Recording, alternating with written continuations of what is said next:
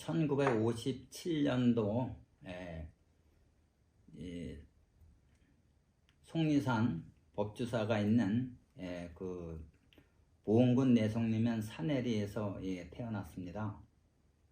제가 거기서 태어나게 된 것은 바로 저희 조부님하고 또 부친께서 법주사에 상주하는 스님으로 계셨기 때문에 저는 그 법주사의 사택에서 제가 태어난 걸로 알고 있습니다. 어린 시절 거기서 참 그 행복한 시간을 가졌고 저희가 그 법주사에서 소작하는 그러한 농사도 같이 지었기 때문에 그 법주사를 어린 나이에도 여러 번 들락날락 했던 그런 경험이 많이 있습니다. 그래서 그때 보면 참 어린 나이인데도 불구하고 불가의 인연이 있어서 그런지 몰라도 그 미륵부처님의 커다란 미륵부처님을 보면서 어린 시절을 보냈습니다. 거기서 6살 때까지 거기서 살다가 6살 되는 이 가을에 1962년도 가을에 저희 조부님과 아버님을 따라서 제천 원각사로 오게 됐습니다.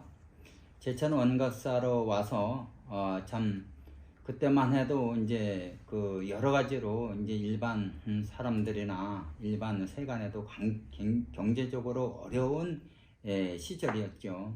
근데 우리 원각사도 저희가 와서 얼마 몇 개월 되지 않은 상태에서 대웅전이 이렇게 붕괴가 되는 바람에 참 엎친 데 덮친 적으로 참 어려운 그 경제적인 고난을 해서 저희 이 부친과 또한 우리 모친께서 무진 고생을 많이 했던 그런 어린 기억이 있습니다. 그렇게 해서 이제 저희는 여기서 이 초등학교와 중학교, 고등학교를 다니면서 제가 대학은 서울로 갔는데, 그래서 제가 고등학교를 졸업하고 서울의 일반 대학을 졸업을 하고 군대까지 갔다 왔는데, 갔다 와서 이제 늘 생각하는 것이 제가 아버님을 굉장히 존경했던 것 같아요. 그래서 저희 형제들은 스님으로서는 참 더할 나위 없이 훌륭하신데 자식을 둔 아버지로서는 부족한 점이 많다라고 이제 저희 형님들이나 동생들이 그런 얘기를 종종 한 적이 있어요. 근데 저는 출가에 어떤 그런 인연이 있어서 그런지 몰라도 저는 아버님을 아버님 일거수 일투족을 많이 이렇게 동경하고 좋아했던 것 같아요. 예를 들어서 하루는 엄청 힘들어 하시면서 이렇게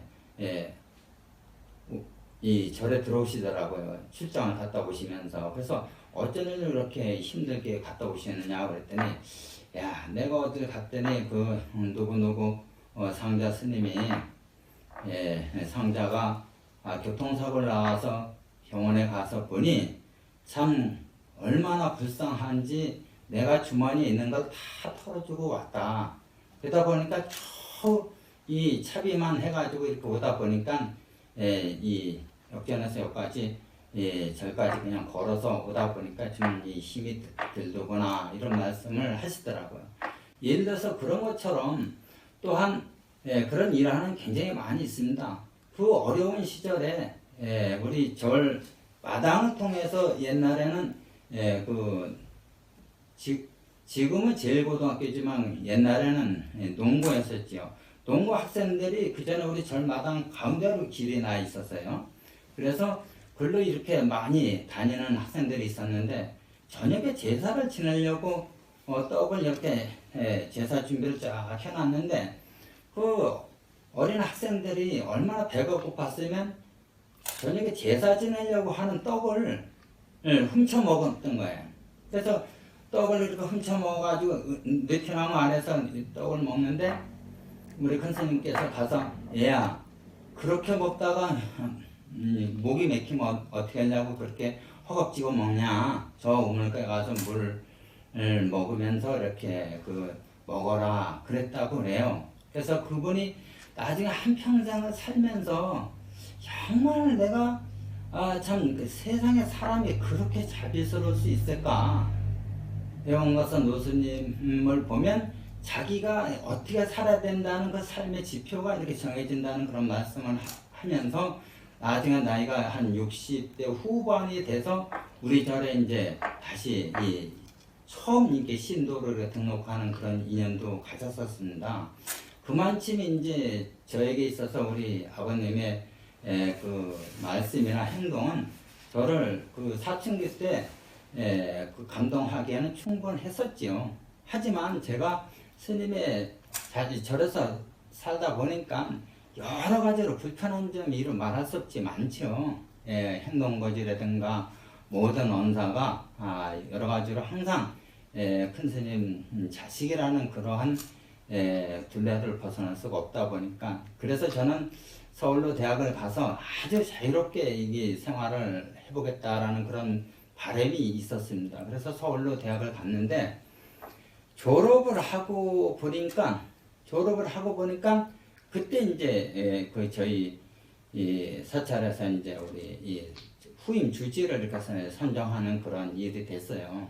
그래서 이제 그때 이제 저희 아버님이 저에게 의향을 묻고, 저는 한 1년이라는 여유를 가지고 생각해 보겠다라고 해서, 내가 우리 아버님처럼 살려면 어떻게 살아야 되는가 라고 했더니, 결론은 스님이 돼서 마음을 닦는 공부를 하면서 그렇게 살 때만 우리 아버님과 같은 그 삶이 가능하지, 직장 생활을 하거나 사회생활을 이렇게 해가지고는 도저히 우리 아버님과 같은 그러한 거룩한 마음을 가지고 살기가 어렵겠더라고요.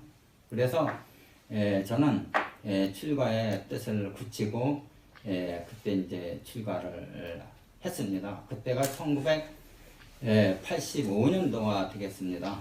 그 전에 이제 불교 공부를 불교대학을 다시 가서 졸업을 한 후에 이제 1985년도에 정식으로 이제 삼위계를 받고 이렇게 출가를 했습니다. 출가한 이유가 우리 아버님과 같은 그러한 그 거룩한 마음을 가지고 이 세상을 살기를 바랬었고, 또한 내가 가지고 있는 어떤 그런 작은 힘이 그 어떤 분야에 가서도 그냥 나름대로의 사람 구실을 하겠지만, 그게 불가의 젊은 사람의 출가를 함으로 인해서 불교가 좀 더 새로운 현대 불교를 구현하는데 좀 도움이 되지 않을까. 그래서 저는 출가를 하고 얼마 있다가 제천에서 생전 처음으로 불교대학이라는 것을 개설을 해서 그동안 많은 그 불교에 목말라 했던 그 제천 시민들에게 부처님의 말씀과 진리의 말씀을 전할 수 있는 그런 계기를 마련했습니다. 그래서 그러한 그 인연 때문에 아주 그 전에 있던 그 대웅전이 워낙 협소하고 여러 가지로 불편한 점이 많아서 현재 그 대웅전을 건립하기로 해서 2000년도에 그 건립을 해서 2003년도에 낙성을 하는 그런 쾌거를 이루었습니다. 이러한 것이 결국에는 어떻게 보면 종교라고 하는 것은 모든 사람의 그 고통에서 벗어나서 그 행복하고 낙을 얻는 그러한 방법과 그러한 것을 제시해 주는 것이 종교이기 때문에, 나름대로 내가 그런 것을 어떻게 가르쳐 준다기보다는 스스로 이러한 신앙생활이나 아니면 지혜 말씀을 통해서 그 사람들이 나름대로 그 삶을 행복하게 이끌어가는데 한 작은 부분이나마 역할을 담당하는 것이 스님이 아닌가, 저는 그런 생각을 하고 이제까지 열심히 살고 있습니다.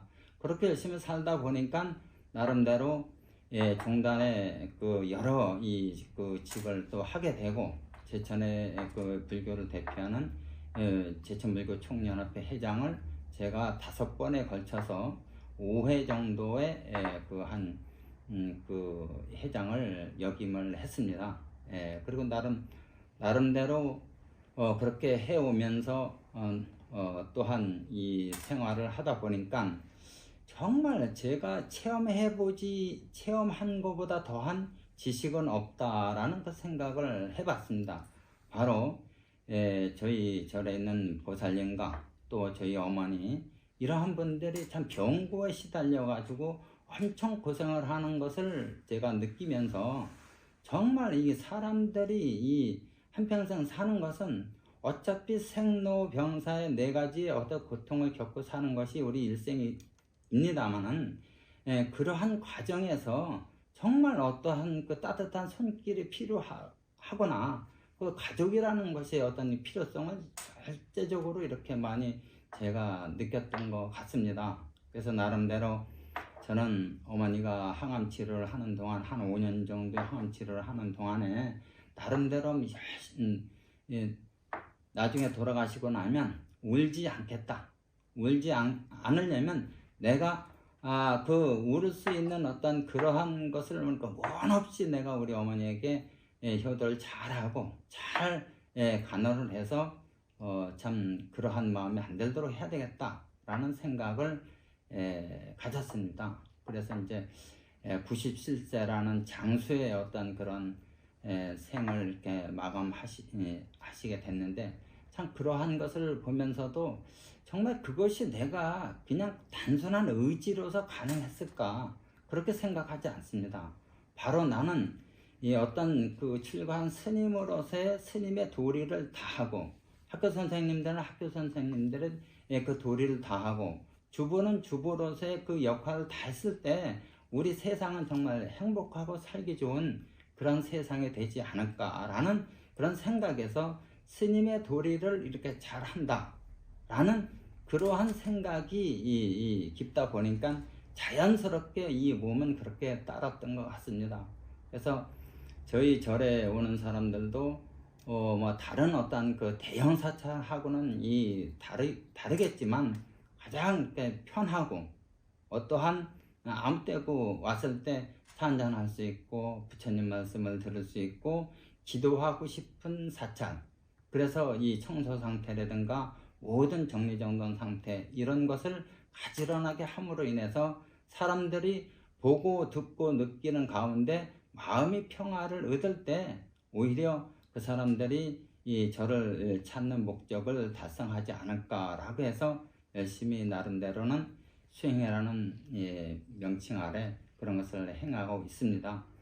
마지막으로 제가 이 출가한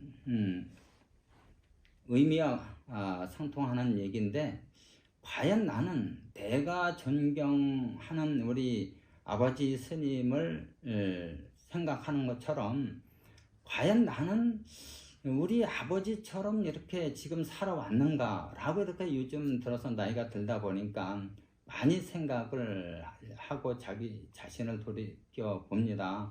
근데 아무래도 만족할 수는 없겠지만 그래도 열심히 살아왔고 나름대로 늘 깨어있는 의식을 가지고 참 주변을 둘러보는 그러한 생각을 하고 살았음에도 불구하고 가족들이나 아니면 주변에 더 많은 그 따뜻한 손길을 바라는 많은 인연 있는 분들에게 부족한 점이 많이 있다고 저는 생각합니다.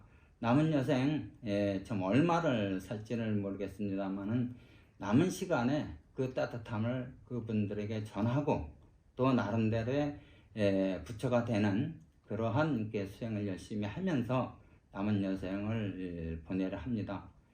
무수히 많은 사람들이 사람 때문에 괴롭지 다른 것 때문에 괴롭겠습니까? 사람이 사람을 존경하고 사람이 사람을 사랑하는 그러한 그 인연들을 갖기를 나름대로 열심히 수행하고 정진하는 시간을 보내려 합니다. 감사합니다.